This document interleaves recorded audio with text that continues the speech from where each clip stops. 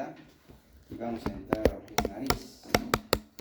La siguiente tenemos que avanzar, ¿no es cierto? Oído, jueves. Es así, es un poco extensa, es un poco pesado, en el sentido de que hay muchas cosas que hay que reforzar en ese capítulo. Si ustedes se acuerdan, hemos avanzado el examen de ojo, la primera parte. Ya habíamos dicho, el examen de ojo tiene un examen externo, ¿no es cierto? Externo. Donde hemos evaluado qué cosa? Las cejas, ¿no? Los párpados, pestañas, ¿no? Y después dijimos, va a haber un examen del globo ocular propiamente dicho, donde hay que examinar, ¿cierto?, diferentes componentes de nuestro ojo. ¿Cómo se llama esta porción blanca? Esclerótica. Es de un color, ¿no?, blanco, azulado, ligeramente amarillento, dependiendo, ¿no?, de cada persona. Tiene diferentes tonos, pero en términos generales blanquecino, ¿no? ¿Qué estructura es esta? ¿Cómo se llama esta estructura? El iris, ¿no? El iris. Y el iris es el que tiene el color de nuestros ojos, ¿no? Generalmente vamos a ver iris de color negro o color marrón, ¿no? Marrón.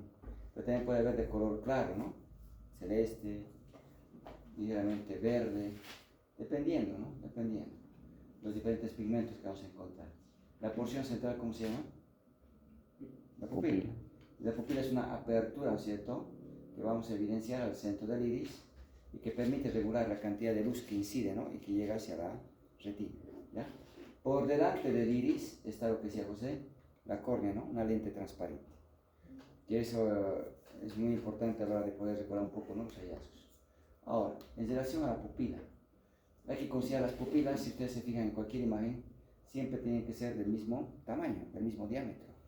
¿A eso cómo llamamos? Isocórex. Iso significa igual, ¿no es cierto? Iso significa igual. Isocóricas, pupilas del mismo diámetro o de igual diámetro, ¿no es cierto? Sea que estén dilatadas o que estén contraídas, las pupilas tienen que ser iguales, porque las pupilas responden a la luz. Una pupila tiene, en términos generales, promedio de diámetro de 2 a 4 milímetros. Eso es el diámetro que podemos encontrar. Pero depende. Si estoy en un cuarto oscuro, por ejemplo, ¿qué va a pasar con la pupila? ¿Se dilata o se contrae? Se dilata, porque tiene que entrar más estímulo luminoso para poder ver mejor, ¿no es cierto? Y si salimos a la luz, por ejemplo, ¿no? Cuando salimos del aula, por ejemplo, la pupila se contrae, ¿no? Se contrae. Entonces, esos fenómenos de que la retina disminuye o aumenta de diámetro, perdón, la pupila aumenta o disminuye de diámetro, ¿no?, depende mucho, ¿no?, de músculos que dilatan o que contraen y que están presentes en el iris, ¿no?, en el iris. Si la pupila se vuelve pequeña, es porque ahí está el constrictor del iris, ¿no?, que me la va a volver pequeña. De tal manera de que eso tengo que observar, los cambios del diámetro de la pupila en relación a la luz, pero también tengo que observar, ¿no?, si existe o no diferencia en cuanto a su diámetro. ¿Cómo se llama cuando las pupilas tienen diámetro distinto? Anisocoria. Y la anisocoria no es un buen signo, no es de buen pronóstico frente a un paciente que ha tenido un TEC, por ejemplo. ¿Qué me está indicando? Que probablemente hay una colección hemática, ¿no?, un hematoma que está expandiendo dentro del cráneo y que me está comprimiendo estructuras, motivo por el cual la pupila se dilata, ¿no es cierto? Se dilata. Y eso no es normal. Entonces, ¿cómo se va a llamar la pupila dilatada? Midriasis. ¿Cómo se llama cuando la pupila se contrae? Miosis. Si la pupila mide 2 a 4 milímetros, ¿no?, ¿a qué llamaríamos midriasis? Cuando el diámetro de la pupila es mayor de 4 milímetros, ¿no? ¿Y cómo se llamaría miosis? Menor a 2. Y esto es bien importante recordar, porque cuando hacen la práctica de los reflejos pupilares, ¿no es cierto?, ¿qué estás encontrando? ¿O qué reflejo estás realizando? El reflejo de la midriasis. Es que no hay reflejo de midriasis. Es que no hay reflejo de la miosis. La midriasis y la miosis son respuestas, ¿no es cierto?, frente al estímulo luminoso. Los reflejos serán, pues, el reflejo cilioespinal, será el reflejo fotomotor, será el reflejo consensual, será el reflejo monomotor, pero la respuesta es lo que tenemos que recordar, ¿no es cierto? Y bueno, de tal manera que la midriasis, entonces, ¿de qué va a depender? De la contracción del músculo dilatador del iris. En cambio, la miosis, del constrictor del iris, ¿no es cierto? Dependerá de un efector también, ¿no? De un efector. De tal manera de que, ¿cuándo vamos a observar midriasis? Principalmente lo asumimos, ¿no es cierto?, cuando hay un TEC, hemos dicho, cuando hay un hematoma intracraneano que está creciendo, ¿no es cierto? Ahí tenemos que observar midriasis en uno de los lados afectados, ¿no? Y ahí me indica incluso qué hemisferio está siendo comprimido, ¿no es cierto? Que está siendo comprometido. Y eso tengo que considerar. Es de mal pronóstico, hemos dicho. Pero también se observa en pacientes que se han consumido, por ejemplo, la cocaína. Se ve con bastante frecuencia. Pacientes que vienen, ¿no es cierto?, bajo el estado de drogas de uso ilícito, como la cocaína, y habrá que considerar, ¿ya? Ahora, en el manejo de algunas intoxicaciones utilizamos la atropina. Y me dicen, no, vas a intoxicarle con atropina. ¿Y cómo me doy cuenta que está intoxicado con atropina? Cuando las dos pupilas están, ¿no?, midriáticas. Y ese es el signo que me va a ayudar a mí a saber que ha alcanzado la dosis que requiero, ¿ya?, de la atropina. Esto lo van a ver seguramente bastante frecuente, porque en nuestro medio se ven muchos pacientes, ¿no?, que recurren a diferentes medidas para quitarse la vida, ¿ya?, y vienen intoxicados, queriendo, ¿cierto?, suicidarse. Bueno, miosis. La miosis es lo opuesto, ¿cierto?, lo opuesto. Vamos a encontrar en pacientes que están intoxicados con alcohol, pacientes con insuficiencia renal, ya que están en un estado de uremia. Es muy común poder observar esta pupila también así, miótica, ¿ya? Entonces, las pupilas están pequeñas ambas, isocóricas. Las pupilas tienen diferente diámetro, anisocoria habíamos indicado, ¿no? Por tanto, eso es lo que tenemos que utilizar en la descripción. ¿Cómo es el borde de las pupilas? Su borde es regular, ¿cierto?, bien delimitado, es ligeramente ovalada la pupila, pero ¿qué pasa cuando el borde, ¿no es cierto?, muestra irregularidades? Lo vamos a llamar discoria. Entonces, las pupilas discóricas son aquellas que tienen un borde, ¿no es cierto?, que no es circunscrito, no es redondito, no es ovalado, sino tiene irregularidades, ¿ya? Eso es lo más importante que hay que considerar. Ahora, la pupila se puede ver afectada en diferentes afecciones. ¿Se acuerdan de la facies de Claude Bernard Horner? Cuando dijimos compresión del simpático cervical. ¿Qué le caracterizaba a la facies de Horner? Había tosis palpebral, un párpado caía, ¿no es cierto? Había tosis palpebral. Si yo le observaba y le levantaba el párpado, tenía que observar esa pupila, que tendría que estar contraída. Miosis. Miosis. Si una pupila está contraída y la otra está normal, también podría denominar que en Bernard Horner hay anisocoria, ¿no es cierto? Claro, son de diferente tamaño. En este caso, no estoy viendo la midriasis del TEC que habíamos indicado del hematoma, más por el contrario, estoy viendo que la pupila se ha vuelto pequeña, ya por compresión del simpático cervical. ¿Quién puede comprimir el simpático cervical? Un tumor del mediastino. Por tanto, tosis palpebral, miosis y anhidrosis. ¿Se acuerdan qué es anhidrosis? Falta de sudor, ausencia de sudor, ¿no es cierto? Si este paciente no tiene transpiración, no tiene sudoración en la mitad de la cara, donde está caído el párpado, donde está la miosis, eso me está indicando explore mediastino. Hay algún tumor que está creciendo ahí, que está comprimiendo al simpático, ¿ya?, cervical. Eso es muy importante. ¿Qué es el tumor de Pancoast? Es un tumor del vértice del pulmón, ¿ya? Vamos a encontrar entonces por ubicación, si un tumor está ubicado, ¿cierto?, en el vértice del pulmón, igualito va a comprimir el mediastino y me va a dar Claude Bernard Horner, ¿ya? Por tanto, tumor pulmonar, tumor de mediastino me puede dar, ¿no es cierto?, esta anisocoria también, pero tiene que ir acompañado de la triada, ¿no? Tosis palpebral, miosis y anhidrosis, ¿ya? Es lo más importante que hay que considerar. Puede variar el diámetro de pupila por diversas causas, ¿no es cierto?, que son las más comunes que hay que tomar en cuenta. Cuando observamos al frente, nuestros ojos están alineados, sus ejes están, ¿no es cierto?, alineados. De tal manera que no se olviden que cuando observamos al frente y me tapo un ojo, este ojo tiene un círculo, que es mi campo visual. Si me tapo el otro, este ve otro círculo, que es el campo visual de ese ojo. Si mis ojos están destapados, tendría que ver dos círculos. Dos círculos que mi sistema nervioso los fusiona, ¿no es cierto?, los une y me permite visualizar una sola imagen. Entonces, ¿qué pasa cuando uno de los ojos se desvía en una u otra dirección? Si yo le pido al paciente que mire al frente, en este caso, ¿qué ojo está desviado? ¿Derecho o izquierdo? El izquierdo.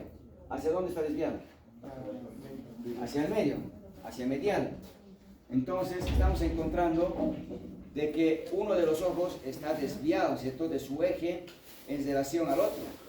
¿Cómo se va a llamar eso? Estrabismo.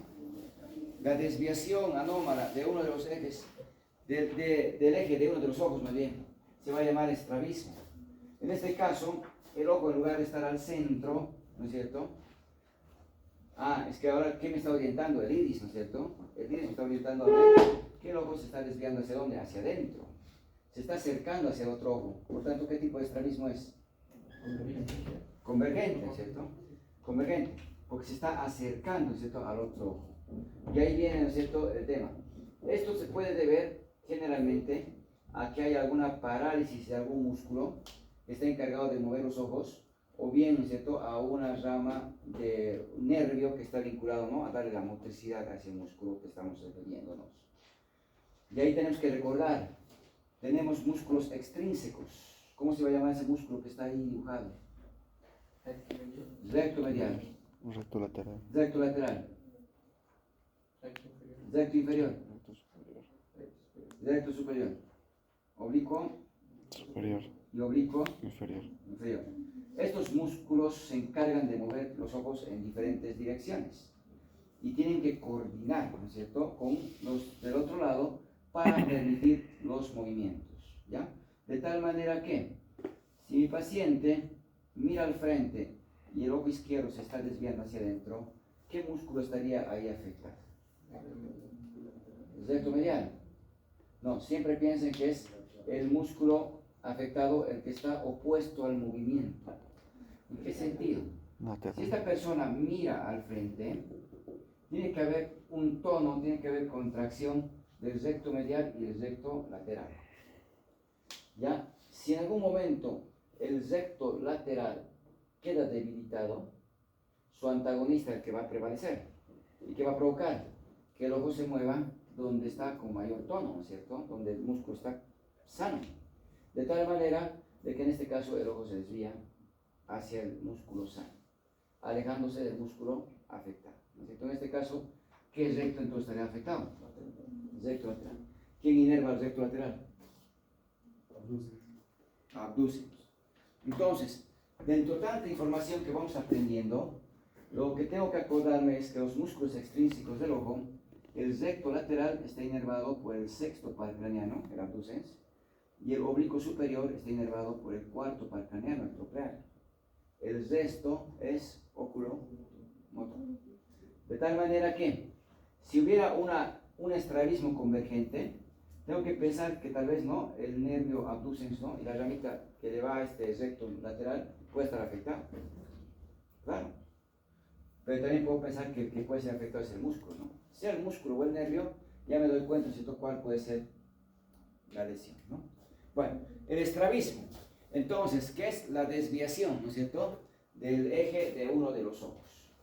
Vamos a encontrar que este estrabismo generalmente lo referimos a un estrabismo paralítico, donde vemos que hay un problema de tipo neurológico o muscular, lo que hemos explicado.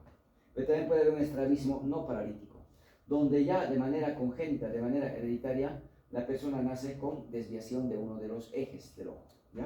Y bueno, entonces probablemente, si este globo ocular tiene su campo visual, y este otro ahora ha modificado su campo visual, porque no estamos coincidiendo, ¿cierto?, los dos círculos para que se fusionen. ¿Qué es lo que va a provocarle a este paciente como síntoma o como molestia? La diplopía. La diplopía. Pacientes con estrabismo se tienen que quejar de diplopía, de doble imagen, ¿ya? Porque no van a poder hacer coincidir los campos visuales y se va a formar doble imagen. Aquí vemos entonces que puede haber diferentes denominaciones, dependiendo dónde se desvía el ojo.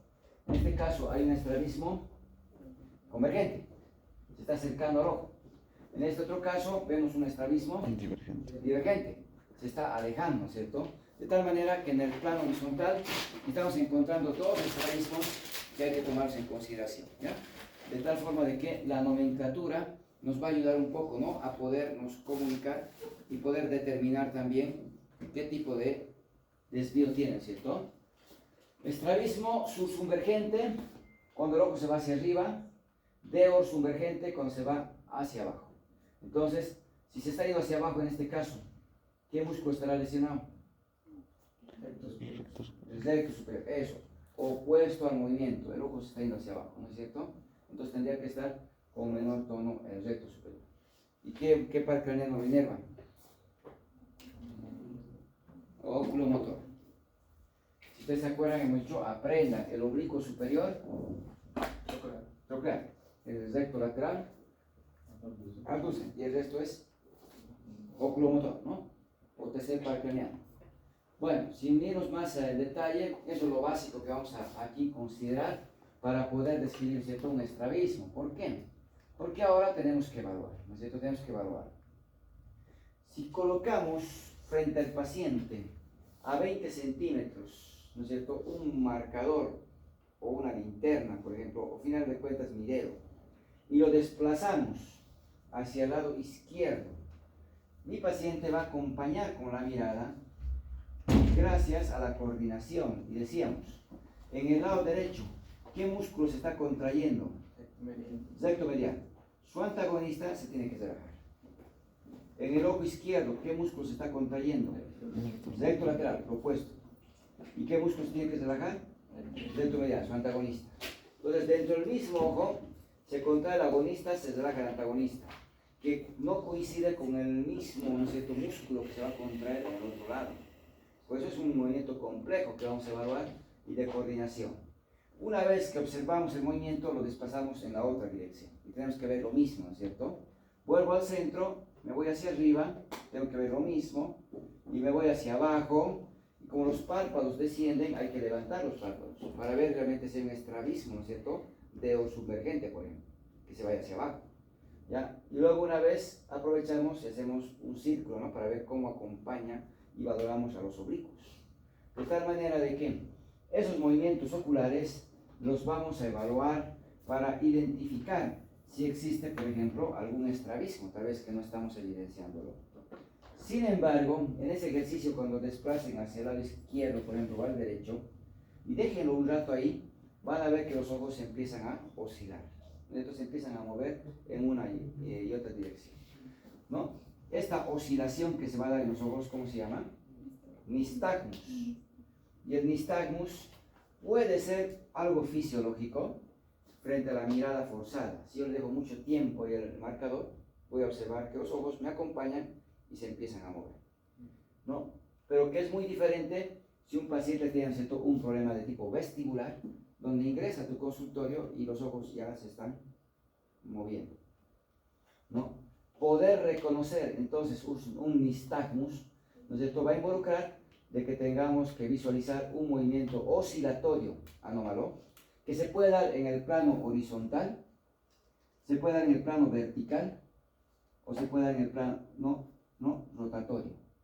Entonces lo que tengo que determinar es dónde se está produciendo ese movimiento, y dentro del movimiento tengo que identificar que hay un movimiento lento y un movimiento rápido. Y el movimiento rápido es el que te dice a dónde está yendo el ojo, ¿no es cierto? Y ese es el nistagmus, ¿no? Nistagmus horizontal derecho. Es que se está yendo rápido, la fase rápida está yendo hacia el lado derecho. Solo para describir, pues se hace mención, ¿no es cierto?, en relación a ese nistagmus. Por tanto, eso es lo que tenemos que evaluar también, ¿ya? Y para poder considerar. Bueno, hay reflejos que podemos aprovechar de evaluar a nivel ocular, y vamos a considerar el reflejo corneal, que esto lo tienen que hacer, ¿no? Se agarra una torunda de algodón, se pide al paciente que mire hacia arriba, y se introduce, ¿no es cierto?, desde el ángulo externo hasta tocar la córnea. ¿Cómo ubico la córnea? Delante del iris. ¿Y qué respuesta tengo que encontrar? La contracción de los orbiculares, ¿no? Cierre de los ojos, ¿no? Se cierran los ojos una sola vez. Pero no solamente en el ojo donde estoy estimulando, también en el otro lado, ¿no? ¿Cuál es la vía neurológica de este reflejo? Aferencia. ¿Quién lleva la señal? ¿Cuál? Oftálmico. ¿De qué parte craneano? Trigémico. Aferencia trigémico. ¿Dónde se integra? Mesencéfalo. En la protuberancia, ¿no? No es en el cerebro. Porque los reflejos no van a alzar las órdenes al cerebro, ¿no es cierto? Tiene que irse hacia el tronco encefálico. Tiene que irse a la protuberancia. Y de la protuberancia, ¿no es cierto?, me va a venir recién la orden, ¿no? Para ir hacia dónde? Hacia los dos hacia los dos orbiculares, porque es consensual, también va al lado izquierdo. Entonces, ¿quién va a ser su referencia? Facial.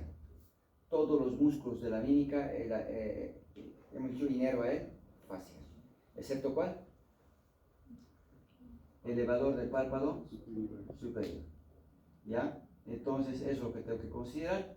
Se tienen que cerrar ambos ojos. ¿Quién es el efector?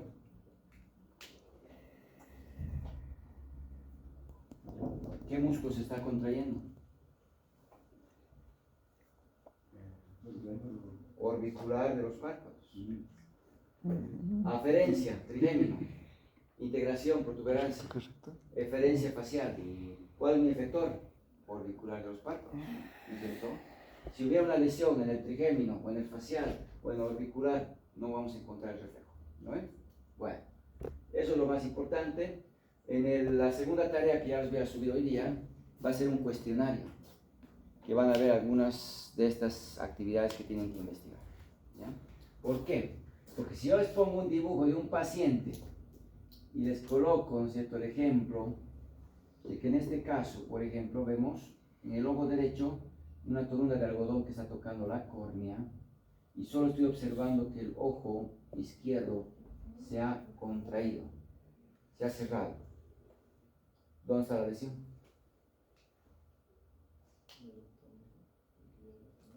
En el orbicular. ¿Orbicular? ¿De cuál ojo? Del lado derecho. Ya, puede ser muy bien, puede ser orbicular del lado derecho, ¿no es cierto?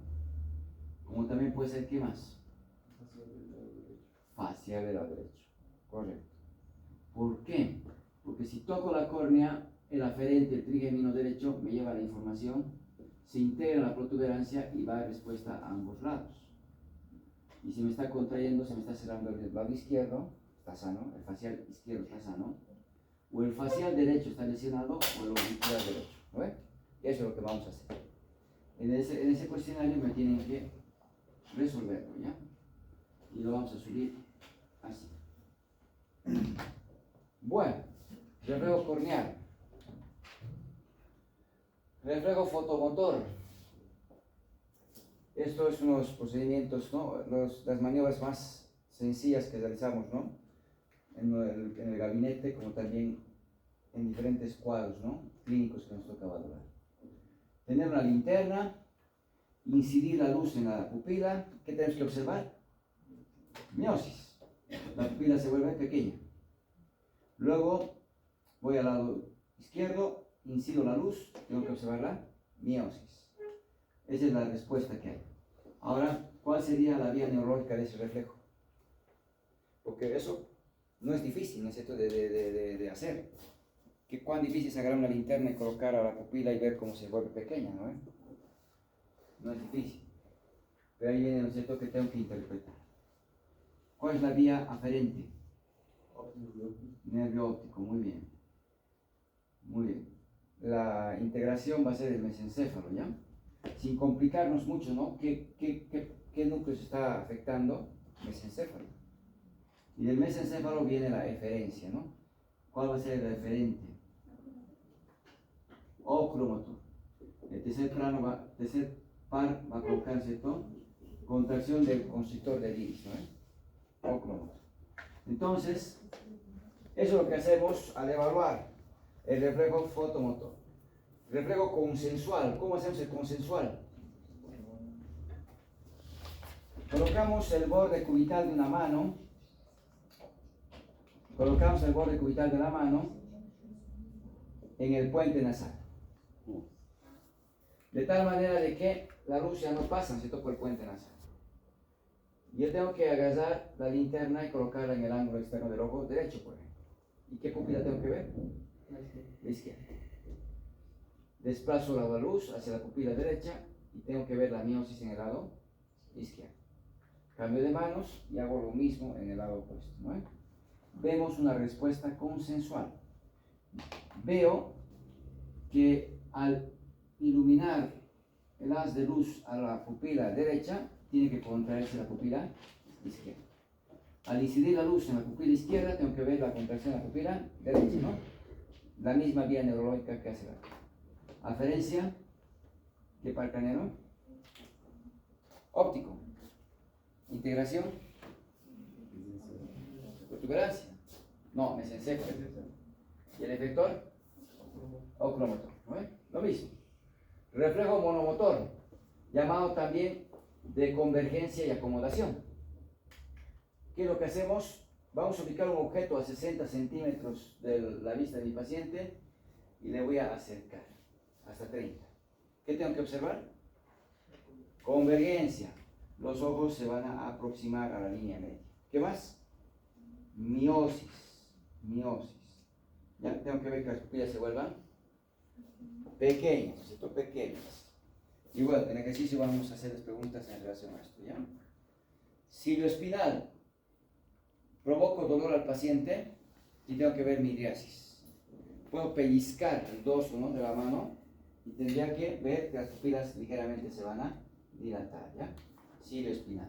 Bueno, 60 centímetros, le acerco a 30, tiene que haber convergencia y tiene que haber miosis, ¿no es cierto? Miosis. Bueno,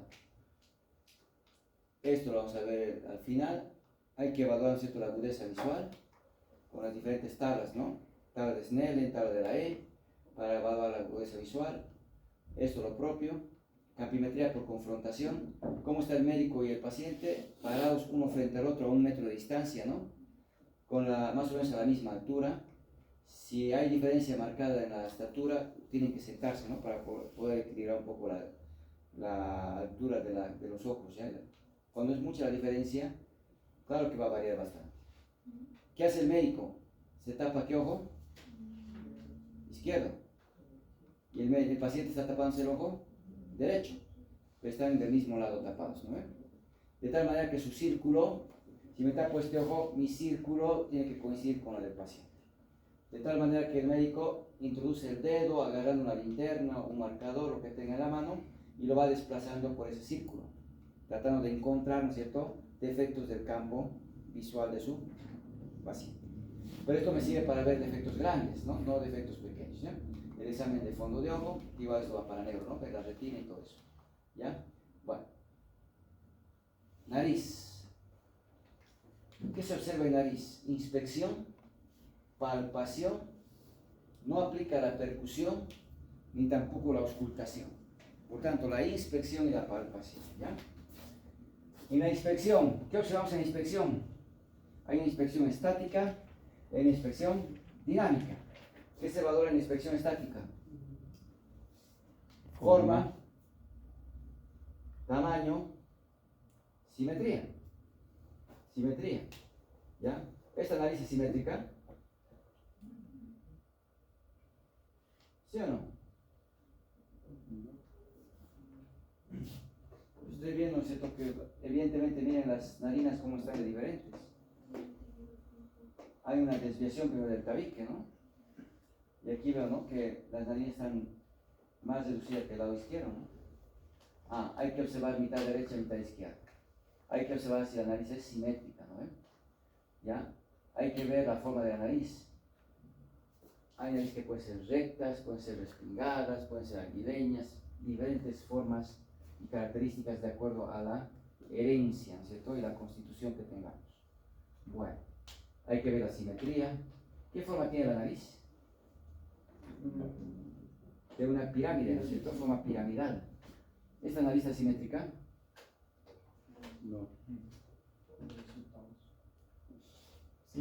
Está simétrica.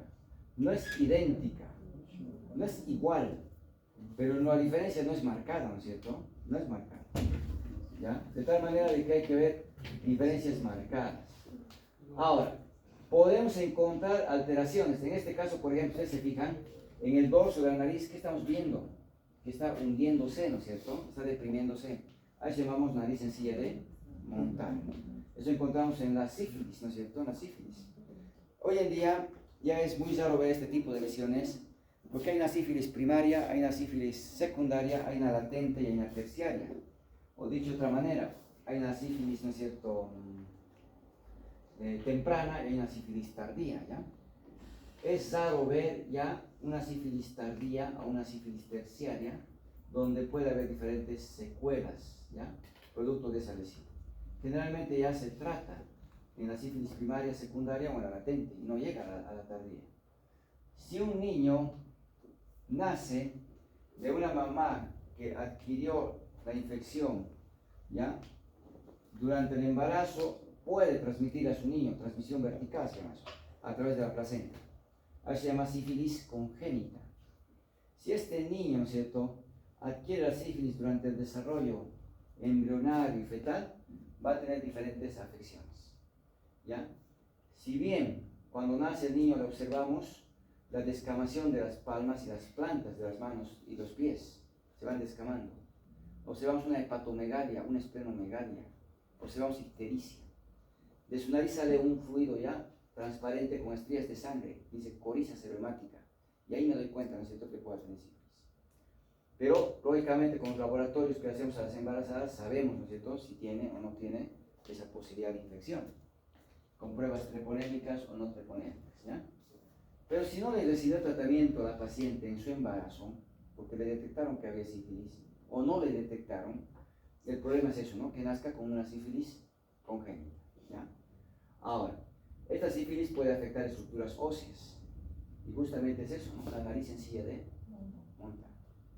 Los dientes pueden verse alterados también, eso vamos a ver en boca.